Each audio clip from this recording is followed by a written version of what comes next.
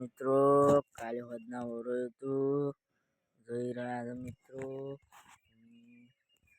આ મારો ઓરો હતું કાલે હોદના કોઈ મજા નથી આવતી ઓરો એટલા વહેલા ટાઈટ પડતી કાલે વહેલા થોડીક હાલે ટાઈટ પડે છે પણ તો તમારા માટે અમે વિડીયો બનાવો છો જોઈ રહ્યો પછી આ તમે બીજું કોઈક બતાવજો તમે મગફળી ગાઈસ